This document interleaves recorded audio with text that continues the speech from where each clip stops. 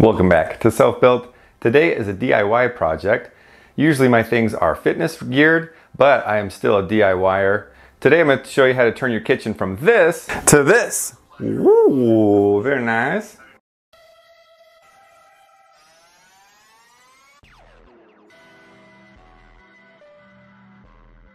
We're going to be doing a backsplash today. I've kind of got everything set out in the order that you're going to need to do it.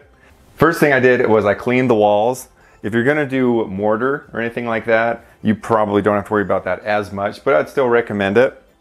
And then you want to take off all of the plugs, the covers to your outlets, or any sort of light fixtures, anything that's stuck to the wall, you want to get that out of the way. Next, you've got two options. You can either do mortar, which is traditional. This is something different. This is a replacement, and it's a much cleaner and quicker way to do it. It's a little bit more expensive, but the way I understand it, it's basically like super double-sided tape to where you'll just roll it on the wall and then you'll place the tiles as you go.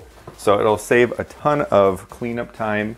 And then of course you need the tile or design that you're going to be doing. You'll need plenty of that. You'll have to measure out all your stuff.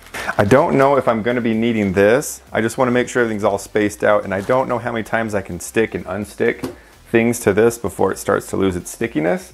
So we'll see how that goes. Next, you're going to need some grout. I'd recommend getting something similar to this. There's grouts that you have to reseal on a regular basis. This is one that's permanent. It is more expensive, but in the long run, it's definitely going to be worth your time and money. And then something to spread it with. Some sponges to wash off all the excess grout. As far as tools that I think are going to be necessary, I've got an angle grinder with a diamond bit, a marker to mark things, safety glasses of course, and then something to keep things straight, and a tape measure. If I find out that I need more things, I'll just let you know as we go.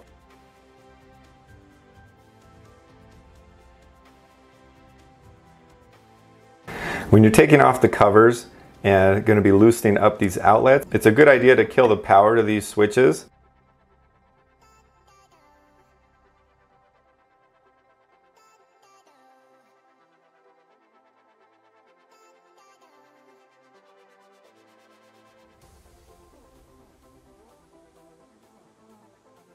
I'm just going to keep them loose from the wall, so that way we're able to slide the tile around it. Got all the outlets, lights, covers off. So now we're ready to add some of that sticky tape. See what that stuff's like. An extra tool you're going to need are scissors. This is basically just a roll of stickiness. And this side is already sticky. And what we're going to do is we're going to lay it on the wall, cut it to shape of course. And then we're going to leave this other side on. Once you're ready to put on the tile is when you peel this side off. So it's nice that you can just do this in sections and at your own pace, whatever time that you want to do. So I definitely dig that. So let's see how easy this is to put on. This stuff cuts super easy, so that's nice. Ooh, a little sticky.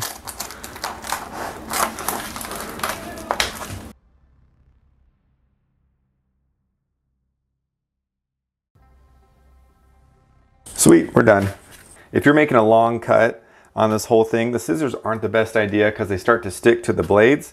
If you've got one of these laying around, it makes it a lot easier and it doesn't stick to the blade as much as I was thinking.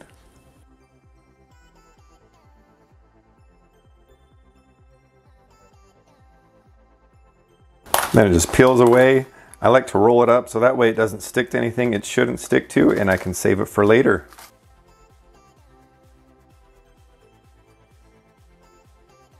Got the simple mat down, very simple, straightforward. You can cut it to whatever size that you need.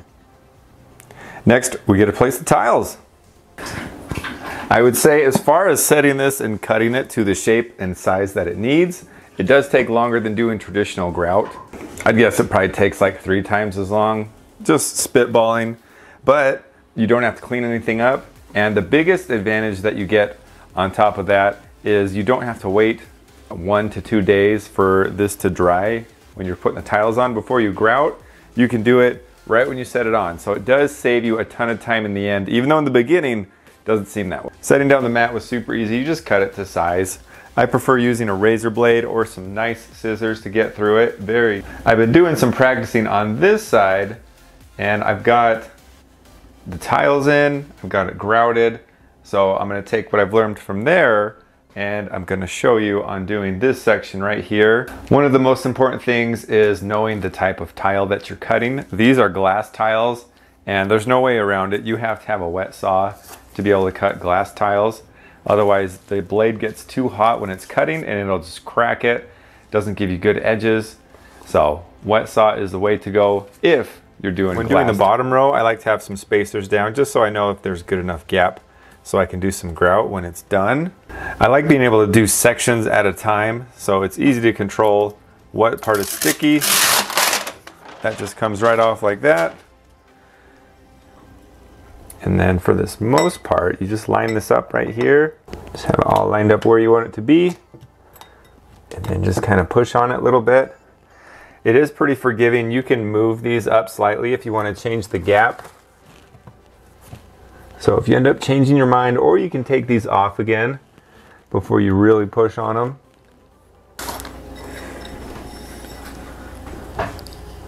Be a little sneaky right here, just not to touch the wall.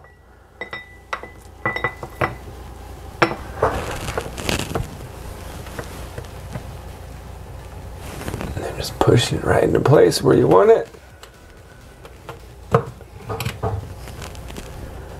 Do some minor adjustments.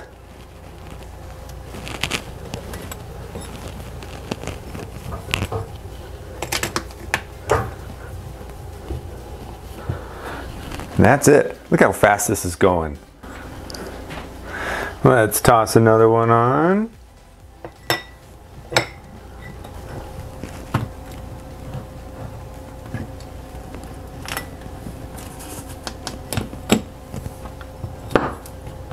Scooch you up just a little bit.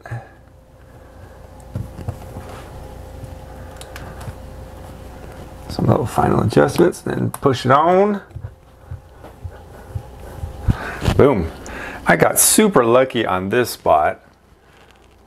I don't have to make any cuts for here, which will just make it go by much quicker. I just need to put a spare one right there, so that's pretty cool.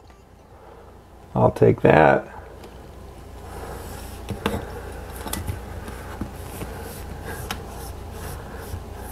Just like there.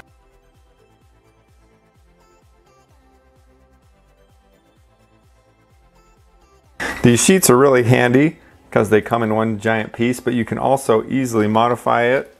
You just flip it upside down and just take a razor's edge to it. That way you're able to cut or make things around a little bit easier. For example, this spot right here is right about where it should be.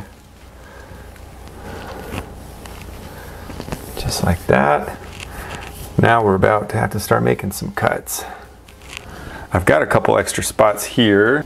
After so many cuts, you just get some scraps laying around. They're just begging to be used. When using your wet tile saw, just go nice and easy. Go slow. You don't want the blade to heat up too much and crack anything. You can see mine was vibrating and moving all over the place. So you might have to brace yours a little bit, otherwise you have to dance along with the machine. So just take it easy with it, be patient and go nice and slow. We have got all the tile done and it is looking snazzy. Next thing we've got to do is grout. And I've been checking a lot of reviews and a lot of people don't like this stuff. They say it leaves a haze, but if you follow the instructions on this, it's a little different than normal grout apparently. But if you follow the instructions, it's totally fine. It looks great, and I'll show you the sheen on my tiles in a minute, but I'll show you the steps of grouting, and if you follow the steps, it looks great. You don't have to reseal it again. So I've got no problems with this. So I've grouted till about here, so I'm just gonna focus on this section. One of the things it tells you to do is to dampen your surface. So that will make it so it doesn't stick as easily, so just give it a quick little rub down.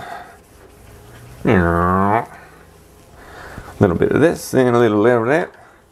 You also don't want to do big areas because the biggest things that people run into is it dries out and hardens too hard before they're able to remove it. So I'm just going to probably do this half. So let's kind of jump into it. I am no grout master, so this is my first time doing anything of this size. So I'm just throwing it on, moving it around. My technique is probably not what it's supposed to be, but hey, this is supposed to encourage you that if I can do it, you can do it too.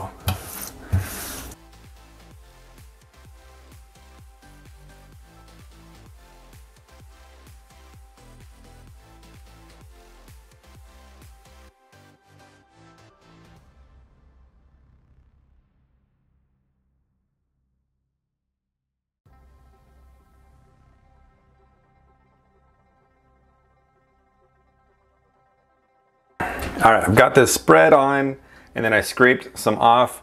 Now I've got a damp sponge. Just gonna move it around a little bit, and it's not very wet. You'll have to do this a couple times. And then I'll flip it over.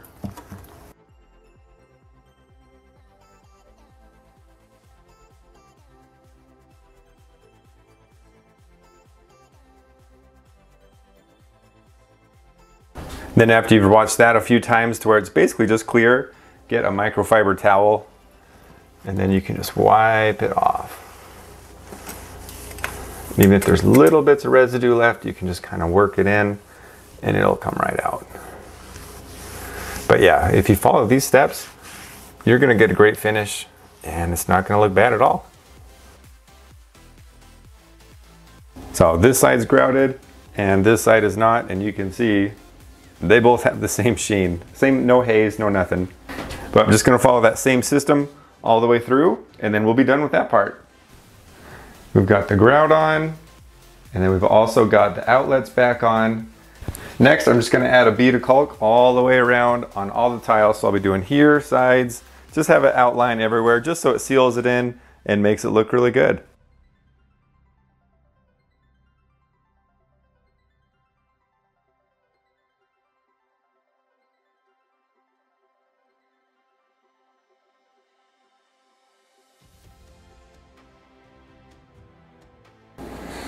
And we are done. Finally finished.